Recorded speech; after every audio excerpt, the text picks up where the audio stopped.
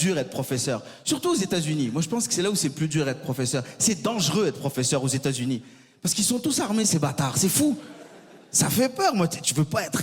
En plus, vous avez vu, les politiques américaines sont incroyables. Il y a des tueries chaque semaine dans des écoles. Et vous avez vu, au lieu d'enlever les armes en circulation, ils en rajoutent.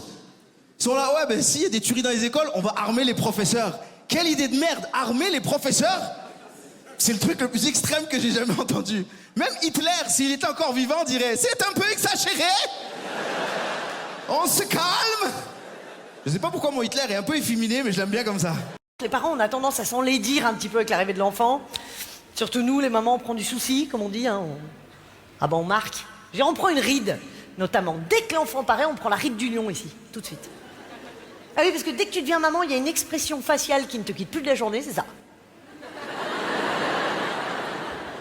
Attention, hein! Je te... Ouh là là! Toute la journée, comme ça.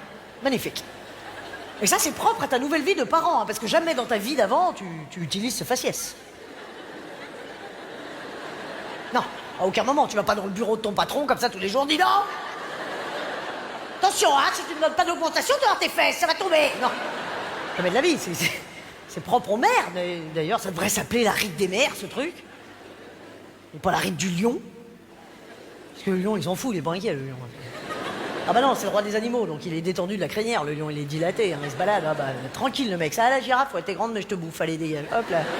S'en fout. Ça va, le tigre? Oh, c'est con, t'as failli être moi, mais t'as pas ma coupe. Allez, hop, dégage. J'arrête pas de recevoir des pubs ciblées pour accueillir un réfugié chez moi. Et là, j'ai vraiment envie d'aider, j'ai vraiment envie de me rendre utile. On en discute avec mon mari en ce moment. Et je veux accueillir un réfugié, mais en fait, j'ai un peu peur.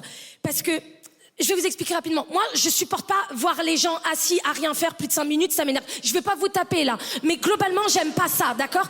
Moi, je vois quand mon mari, il est assis à la maison à rien faire, il m'énerve. Je fais, vas-y, lève-toi, lève-toi. Il y a plein de trucs à faire dans la maison, vas-y, bouge. Si un autre homme assis à la maison, hein, réfugié ou pas, j'en ai rien à foutre. Je vais lui faire, vas-y, lève-toi, lève-toi. T'as fait 2000 kilomètres à la nage. Tu peux pas faire 2 mètres de plus pour aller mettre la table, non? Tu peux pas?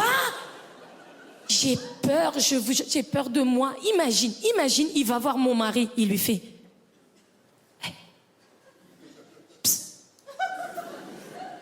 Je connais un passeur. Moi, j'étais obsédée par le respect, je voulais être une fille bien, c'était ça mon obsession. Donc du coup, tu vois, pendant ma vingtaine, je me tapais pas les potes de mon frère. Parce que ça se fait pas, tu vois. Je me tapais pas mes potes parce que ça se fait pas. Je me tapais pas les potes de mes potes. Alors que ça se fait de fou, en fait, tu vois.